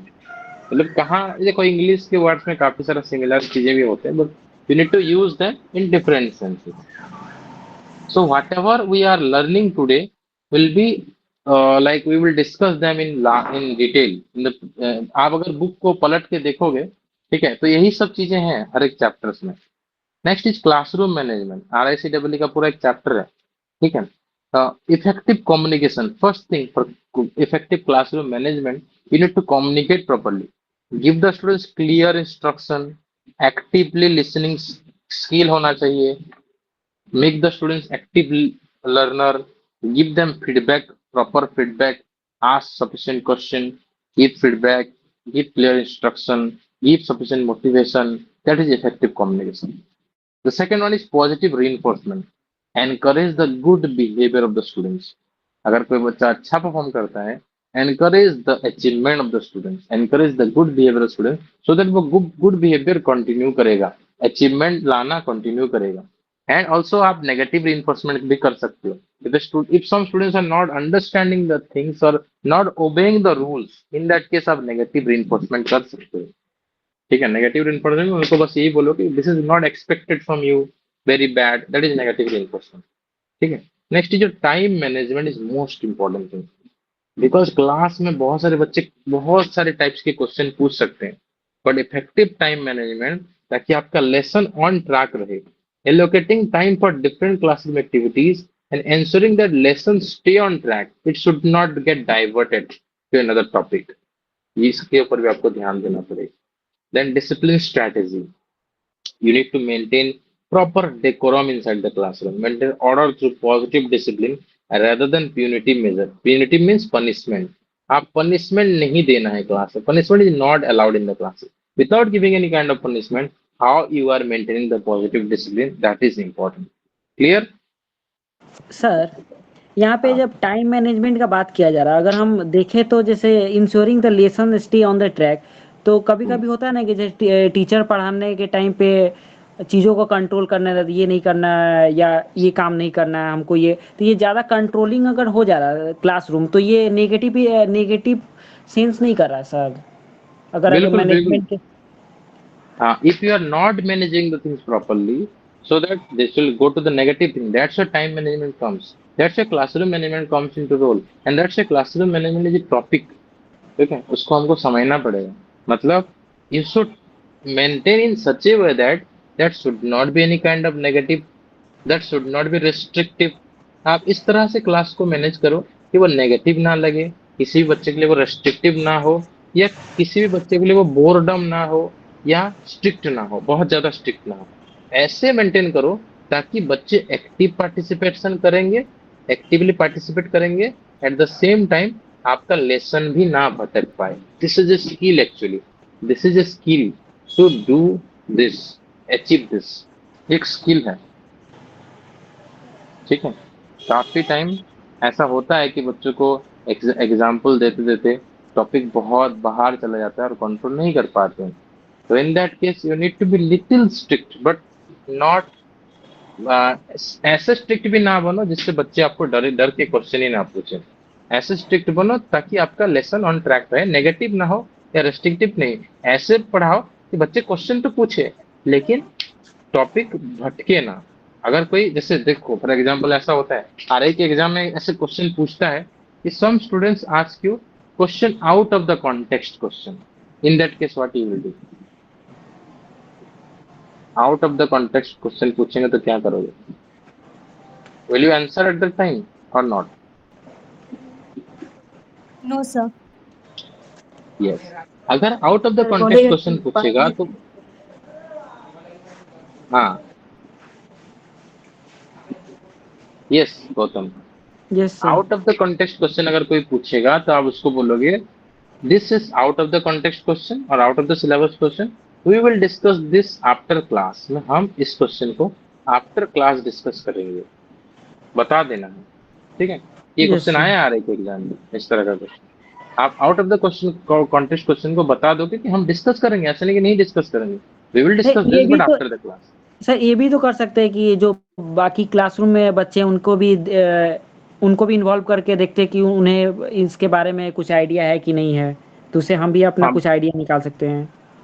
हाँ, but that is not for this question. इस क्वेश्चन के लिए वो नहीं है, out of the okay. Context है, तो बिल्कुल भी आप वहां पे डिस्कस नहीं कराओगे, नहीं तो बाकी का डिस्टर्बेंस हो जाएगा। हाँ, बट दैट इज कॉन्टेक्स्ट के हिसाब से कोई क्वेश्चन है, you can involve the students. Okay, question doubt, एक बच्चा डाउट पूछता है, तो व्हाट यू विल डू, उस एक में क्या ऑप्शन रहेगा, involve the students in the finding out the answer. Answer को फाइंड आउट करने के लिए आप बच्चों को इन्वॉल्व करोगे। ठीक है, आंसर को फाइंड आउट करने के लिए बच्चों को इन्वॉल्व करोगे, ये कर सकते हो। But out of the context question है, पहले आपको बताना है कि this question is out of the context question. ठीक है। ओके सर, यानी हम कंट्रोलिंग करके अगर कभी भी आता है ऑप्शन में तो उसको कभी भी सेलेक्ट नहीं करेंगे। हाँ, टीचर्स को जो है, अगर कोई वीक स्टूडेंट है, इन दैट केस आप थोड़ा सा स्ट्रिक्ट बन सकते हो बस, बट क्लास को ऑथोरिटेटिव नहीं बना सकते। Class must be democratic. Yes. Yes sir. Any other doubt, कोई पूछ रहा था हेलो कुछ? सर। हाँ। Sir sir yes active yes. Listening जो as a teacher, active listening तो मतलब एज ए टीचर बोल रहा है ना ऐसा? एज ए टीचर, हाँ, as a as a teacher teacher क्या जो बोल? मतलब बच्चा जो कहना चाह रहा है उसको अच्छे से सुनना है, ध्यान, ऐसा है क्या सर? हाँ, बिल्कुल बिल्कुल। Active listening to students, active listening to students doubts. Students को सुनना है, you need to understand what students are asking. Okay, only खाली पूछना नहीं है question, you need to listen to the students properly. Listening is a very important skill. If you are like आपके पास अगर RICEE material है, दो जो are seated student, तो वहां पे देखो क्लासरूम मैनेजमेंट के ऊपर पूरा एक चैप्टर हमने दिया हुआ है। ठीक है, उसमें है सब कुछ चीजें, जिनके पास भी टीचिंग एप्टीट्यूड का बुक है, वहां पे मैंने सब चीजें लिखा हुआ है पूरा। ठीक है, एक्टिव लिसनिंग बहुत इंपॉर्टेंट। खाली देखो, एक good leader must listen to their subordinates. ठीक है, तो teacher must listen to the students properly, ताकि वो उनका प्रॉब्लम को समझ पाए। Next is learning resource. Resource very important, resources are very important. Textbook या educational study material, that is very important for understanding, because these are the core content of teaching. The textbook या educational material must be with the students while learning, because these are the core content of teaching. And we can include technology also in that. जैसे for example आपको हमने hard copy book दिया हुआ है, but at the same time we are here teaching you through Google Meet और through Google Meet app, that is an educational app. Okay, smart board में भी there, और all those thing जिससे आपका learning enhance हो। Technology integration हमने किया, school में भी आप ये चीज कर सकते हो। You can use visual add like chart use कर सकते हो बच्चों को पढ़ाने के लिए, मॉडल्स, वीडियोज, जिससे एब्स्ट्रैक्ट कंसेप्ट इजी हो जाए समझना। देखो, दो कंसेप्ट होता है, एक होता है एब्स्ट्रैक्ट और दूसरा क्या होता है, रियल। ठीक है, रियल या एब्स्ट्रैक्ट। रियल का मतलब जिसको आप देख पाते हो, छू पाते हो, you can see, you can touch. ठीक है, but abstract things are those which you can not see, can not touch, you can just imagine the things. आप देख नहीं सकते, आप टच भी नहीं कर सकते, you can just imagine, that is abstract concept. ठीक है, क्लियर? रियल मतलब वो जो होता है जिसको आप देख पाते हो। क्लियर है?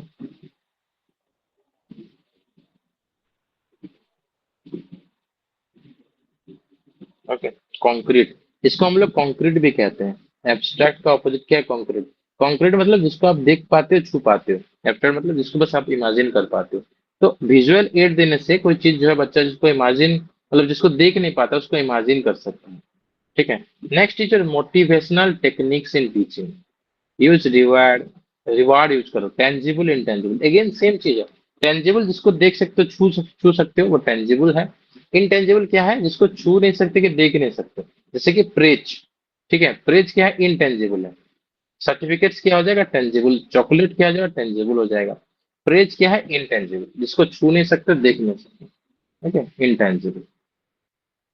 गोल setting, encourage students to set personal learning goal. हर एक बच्चा अपना पर्सनल लर्निंग गोल सेट करेगा। And I have planned something, time नहीं हो पाता है, but this time I have planned something, कि I will discuss, we will discuss, our team, our team will discuss with all students, ठीक है।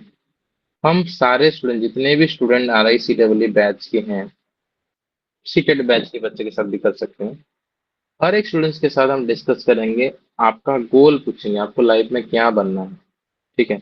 Will discuss individually, हम सारे बच्चों से आपसे गोल पूछेंगे, आपका क्या गोल है, और अकॉर्डिंगली हम आपको गाइड करेंगे। जैसे बहुत सारे बच्चों का गोल होता है, मुझे सिर्फ RI ही जाना है, मुझे उड़ीसा के बाहर नहीं जाना है, या वेस्ट बंगाल के बाहर नहीं जाना है। कुछ बच्चों का गोल रहता है, मुझे इंडिया का कहीं पे भी जाना है, तो accordingly we will guide you, ठीक है। तो पर्सनल गोल सेटिंग में हम आपको हेल्प करेंगे।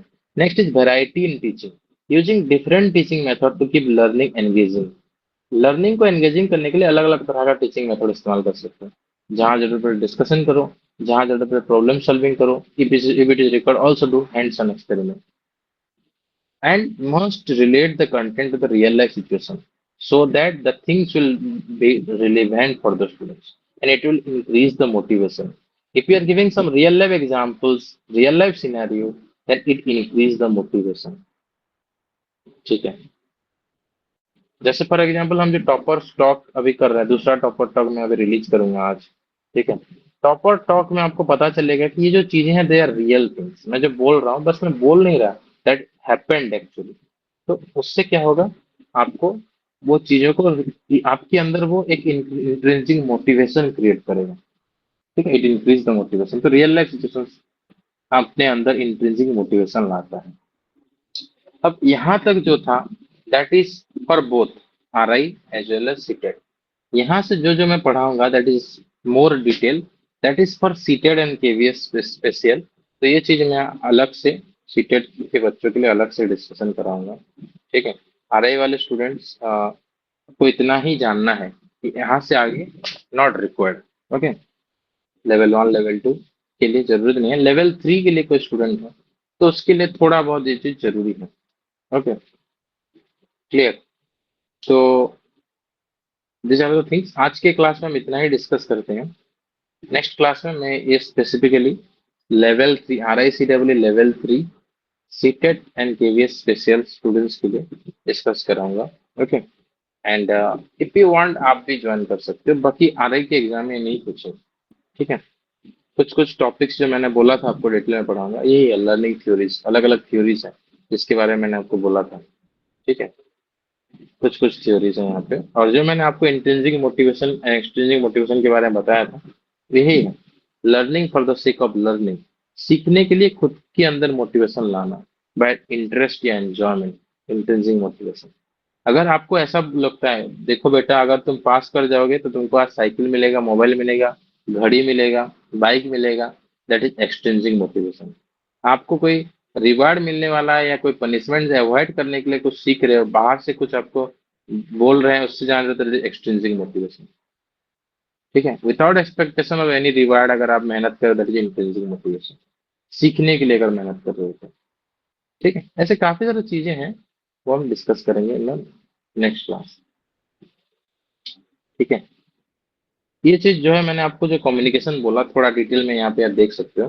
क्लासरूम इंटरेक्शन एंड कम्युनिकेशन कैसे होना चाहिए, इफेक्टिव कम्युनिकेशन में क्लियर एंड कंसाइज इंस्ट्रक्शन होना चाहिए, active listening by both teacher, दोनों को सुनना है, टीचर भी सुनेंगे स्टूडेंट्स भी सुनेंगे। नॉन वर्बल जेस्चर देंगे आप, मतलब दो बच्चा बात कर रहा है, ठीक है, डिस्टर्ब कर रहा है तो जेस्चर मतलब आई कॉन्टैक्ट रखोगे, 2 सेकंड पॉज ले लोगे तो बच्चा चुप हो जाएंगे, ठीक है। फेशियल एक्सप्रेशन भी बहुत जरूरी होता है, ठीक है। कोई बच्चा अगर नहीं सुन रहा, थोड़ा सा फेस गुस्सा वाला फेस बना दोगे तो ऑटोमेटिकली चुप हो जाएंगे। फेशियल एक्सप्रेशन भी जो है बहुत हेल्प करता है, बिना डांटे बिना मारे आप बच्चे को सुधार सकते हो अगर आप gesture, eye contact and facial expression अच्छे से इस्तेमाल करते हो तो। इफेक्टिव कम्युनिकेशन होने से अंडरस्टैंडिंग बढ़ता है और मिसअंडरस्टैंडिंग कम होता है। क्लासरूम इंटरेक्शन की कुछ टाइप्स है। पहला है teacher student interaction, direct interaction होगा, active participation, questioning, discussion, feedbacks के थ्रू। स्टूडेंट स्टूडेंट इंटरेक्शन हो सकता है, group discussion, group work, peer teaching, एक दूसरे को पढ़ाएंगे, कोलैबोरेटिव लर्निंग, कोलैबोरेटिव एक्टिविटी।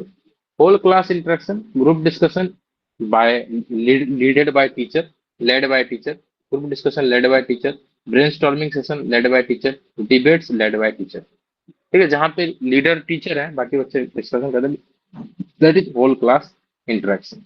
इससे क्या होता है, एक्टिव लर्निंग होता है और एक कोऑपरेटिव लर्निंग एनवायरनमेंट क्रिएट होता है। ठीक है, बाकी सारा जो चीज है वो हम डिस्कस करेंगे। ये चीज मैंने ऑलरेडी बता दिया आपको। कंस्ट्रक्टिविस्ट वो क्या है, continuous and comprehensive evaluation CCE. ठीक है, फॉर्मेटिव ऑनगोइंग होता है, थ्रू आउट द ईयर चलता है, summative and of the term होता है। ठीक है, बच्चे का होलिस्टिक डेवलपमेंट के लिए कॉन्टिन्यूस एंड कॉम्प्रिहेंसिव इवैल्यूएशन जरूरी होता है। क्लियर? ये सुनना। Yes sir. और सर डायग्नोस्टिक मैंने बता दिया, अगर आप गैप या प्रॉब्लम जानना है तो डायग्नोस्टिक है। इससे बच्चों को टारगेटेड सपोर्ट मिलता है, जिसको सपोर्ट करना है उसी को सपोर्ट मिलेगा। इंटरवेंशन जैसे आप सपोर्ट करना चाहिए वैसे सपोर्ट होगा, से बच्चा सीखेगा, जानेगा और उसका प्रॉब्लम सॉल्व होगा। टेलर होगा, टेलरिंग इंस्ट्रक्शन का मतलब जिसको जितना सपोर्ट चाहिए उतना सपोर्ट देने के लिए जब आप डायग्नोसिस करते हो, रेमेडियल टीचिंग देते हो, डायग्नोस्टिक असेसमेंट इसको कहते हो। यस, बोलो।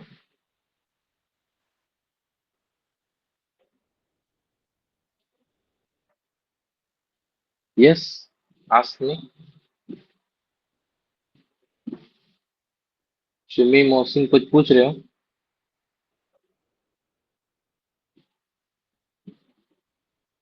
Anyone asking any question? You can ask, otherwise PDF send कर देना आ रहा है कि ग्रुप में। हाँ बिल्कुल बिल्कुल। Hello sir. हाँ यस। सर मैं पूछ रही थी कि सर सीटेट में सर क्वेश्चन जो ब्लूम्स टैक्सोनॉमी से भी आते हैं क्या सर? हाँ हाँ हाँ, आते हैं आते हैं। That's why I have included it also. हम डिस्कस करेंगे उसको, CTET class, specific class CTET के लिए एक और होगा, ओ ओ उसमें हम डिस्कस करेंगे इस टॉपिक के ऊपर। ठीक है, तो this is for this class. In next class sir we will discuss sir this. Last हाँ क्वेश्चन है यस यस यस, बिल्कुल लास्ट सर। में। क्या बोलते हैं असेसमेंट और सर वो जो आपने बोला बताया ना, असेसमेंट और क्या था सर? Evaluation, evaluation. उसके बाद मेजरमेंट, और तीनों जो है स्कूल में यूज करता है ना sir? Yes yes, measure for example किसी का पता मार्क्स नहीं जानना इसको है। प्रिया को पूछ। हाँ, किसी को मार्क्स जानना है, दैट इज मेजरमेंट। कौन कितना मार्क्स लाया, 10 लाया, 20 लाया, 30 लाया मार्क्स। असेसमेंट क्या होता है कि इसका क्वालिटी क्या है, कैसे इसका मार्क्स क्यों अच्छा हो रहा है, क्यों खराब कम हो रहा है, दैट इज असेसमेंट। तो आप उसको उसका जजमेंट नहीं कर रहे हो, उसको फीडबैक दे रहे हो। ठीक है, कि तुम अच्छा कर सकते हो अगर ऐसा करोगे। इवाल्युएशन में जजमेंट, इवाल्युएशन जहाँ पे आप उसका जजमेंट दे रहे हो, ये अच्छा पढ़ाई करता है, ये अच्छा नहीं पढ़ता है, ये टॉपर है, ये वीक है, ये A+ वाला है तो ये नीचे वाला है। Clear? That is evaluation. Sir sir जैसे क्लास टेस्ट लेने से तो असेसमेंट में आएगा ना sir? Yes, yes. Class test is for feedback. That's why it comes under assessment. Okay Yes, sir. assessment में आएगा। Okay, ठीक है। अगर कोई भी और डाउट पूछना है, you can ask. Otherwise, you can leave the class. Class is over. Thank you and good night, everyone. Thank you, sir. Thank you thank you sir. Sir. Good night sir. Good night. Good night sir. Hello sir. हाँ, yes. Sir हमें जो materials मिला है, जो मतलब books मिला है, हम उसको मतलब कैसे यूज कर सकते हैं? मतलब हमें तो रेगुलरली पढ़ाया जाता है या फिर क्वेश्चन प्रैक्टिसिंग के लिए दिया जाता है, तो वो हम बुक को कैसे मतलब इस्तेमाल करें कि ज्यादा से ज्यादा फायदा हो पाए मतलब?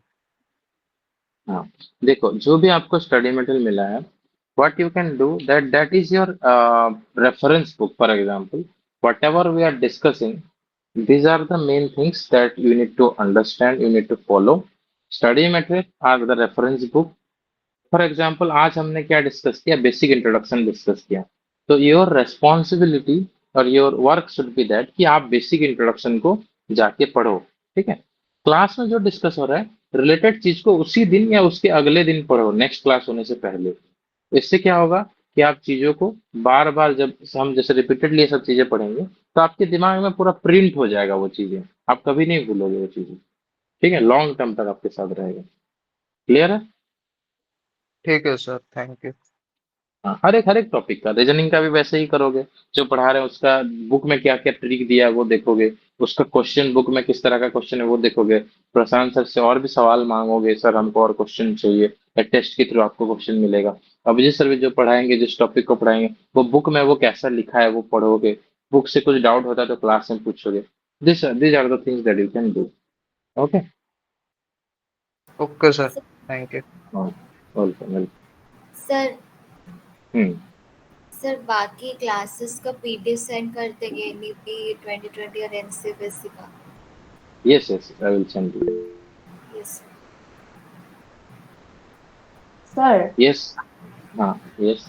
सर आपके पास में सर सीटेट का ऐसे रेफरेंस नहीं है क्या सर? बुक बुक वगैरह आप जैसे जैसे कि RIC का बनाते हैं ना ऐसा। हाँ देखो, मैं कोशिश करूंगा, if I can make a small like summarised book. Market में तो बुक्स अवेलेबल है, बहुत बड़ा बड़ा मोटा मोटा बुक्स है, ठीक है। If I can make a small summarised book, I will make a book, ठीक है। मैं एक छोटा सा समराइज्ड कंसाइज जैसे बुक बना क्वेश्चन दूंगा। वगैरह सॉल्व करने के लिए सर। हाँ हाँ, आई विल जैसे make a sir book. Question वगैरह सॉल्व करने के लिए time yes sir, yes yes. जैसे कि सीटेट एग्जाम में तो टाइम नहीं मिलता है, जैसे क्वेश्चन बहुत लंबा होता है तो गया जैसे कि प्रीवियस ईयर में भी ऐसा हो कि मेरा टाइम ही नहीं पहुंचा, सोशल साइंस में ही नहीं हुआ, इतना लंबा था क्वेश्चन ही सर, बहुत लंबा है इसलिए। Okay okay, I will definitely make a book very soon.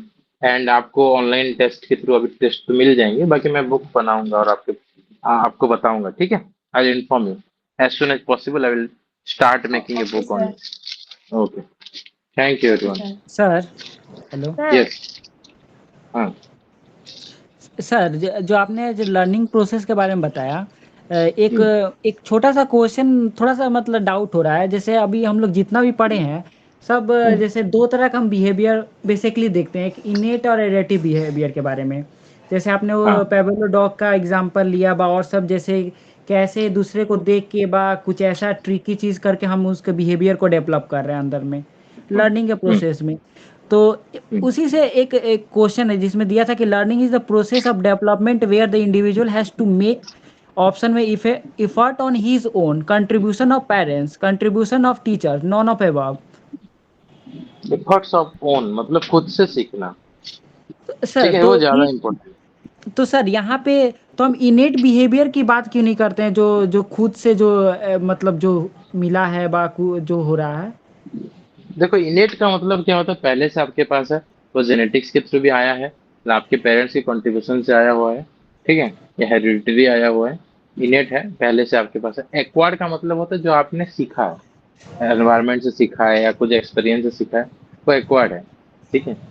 तो क्वेश्चन स्पेसिफिक क्वेश्चन के हिसाब से होगा। मुझे एक बार क्वेश्चन भेजना, मैं आपको प्रॉपर समझा दूंगा क्वेश्चन किस सेंस से क्या पूछ रहा है, सर अगर यहाँ ठीक है। पे नॉन ऑफ अबव नहीं होता, अगर देता कि ऑल होता, तब क्या हम सब कर सकते थे कि वहाँ पे भी इफर्ट्स ऑन हिज ओन ही होता। एफर्ट ऑन इज ओन का मतलब है कि वो खुद से सीखा है, ठीक है। और कंट्रीब्यूशन ऑफ पेरेंट्स और कंट्रीब्यूशन ऑफ एनवायरमेंट जो है, that is like one kind of extrinsic factors, ठीक है। तो क्वेश्चन क्या था बोले आपने? Learning is a process of development where the individual has to make. हाँ इंडिविजुअल, हाँ हाँ, आपको क्या करना है, लर्निंग वही है जहाँ आप खुद से मेहनत करते, दैट इज लर्निंग। बाकी सब तो टीचिंग हो जाएगा, ठीक है। लर्निंग क्या है? खुद से सीखना। अच्छा, क्लियर मतलब है? जो हम खुद से लर्निंग और जो दूसरे के कंट्रीब्यूशन से हो रहा है सर, तो दैट इज इनफॉर्मल एजुकेशन, ठीक है। या कोई दूसरा आपको सिखा रहा है, कुछ टीचिंग हो जाता है। लर्निंग खुद से जो सीखता है, दैट इज लर्निंग, वो अच्छा ठीक है। अच्छा मैंने अच्छा यहाँ पे आपको यस पढ़ाया यस है यस, चीज, देखो। ये सर ये सर ये सर वो अभी एक बार रिवाइज भी कर लूंगा, और यहाँ पे थोड़ा सा डाउट भी था तो इसी बार क्लियर भी हो गया सर। हाँ हाँ बिल्कुल, एक नो बार एक बार प्रॉब्लम। और ये सर एक बार और देखो यहाँ अच्छे पे से। क्या लर्निंग का मतलब यहाँ पे दिखा है, learning is a process of acquiring knowledge. ये ये सर ये सर ये यहाँ पे सर आपको न्यू नॉलेज एक्वायर करना होता है, ठीक है। ये सर मतलब थोड़ा सा चीज़ें थोड़ा समराइज वे में है ना, इसको थोड़ा सा और एक लार्ज वे में सोचना पड़ेगा तो चीज़ें हो जाएगा सर। बिल्कुल बिल्कुल, बुक ये बुक में सर पूरा डिटेल में दिया है, बुक ये सर बेसिक ये सर इंट्रोडक्शन, उसको पढ़ो, हम उसको डिस्कस भी करेंगे, ठीक है। ये सर ये सर ये sir okay okay, okay, thank you हाँ, सर। Welcome welcome. हाँ पूछो। Hello, sir. Sir, हाँ what yes. is level 1, level 2, and level 3? Level one का मतलब होता है जो एग्जाम प्लस टू, बच्चे प्लस टू के बाद एग्जाम दे रहे, 12th के बाद, दैट इज लेवल वन, ठीक है। लेवल टू का मतलब those who are after graduation या post graduation, that is level 2। Level 3 मतलब होता है जो बच्चे एमएड के लिए प्रिपेयर कर रहे हैं, बीएड कर चुके हैं और अभी एमएड के लिए प्रिपेयर कर रहे हैं, उनको कहते हैं लेवल 3। ठीक है। आरआई में फायदा ये है ओके सर। कि आरआई में सबका सिलेबस सेम है, पूरा एग्जैक्टली 100% एक ही सिलेबस है सबका। ठीक है। कॉमन एग्जाम होता है आरआई का, लेकिन लेवल ऑफ डिफिकल्टी लेवल थोड़ा अलग होता है। इसीलिए क्या है कि लेवल 1 और लेवल 2 का डिफिकल्टी लेवल सेम होता है, लेवल 3 का थोड़ा हाई होता है, इसलिए लेवल 3 में बोल देता हूँ कि लेवल 3 में आएगा, लेवल 1 में आएगा, वैसे करके। लेकिन कंटेंट पूरा सेम है, चैप्टर्स पूरा 100% सेम है। ठीक है। तो अकॉर्डिंगली मैं बता दूंगा कि कौन सा लेवल आपका लेवल 2 है। ठीक है। ओके। Yes sir. तो अकॉर्डिंगली मैं बता दूंगा किसको किस चीज को ध्यान देना है। ओके। सो ठीक है, thank you. Sir thank you sir.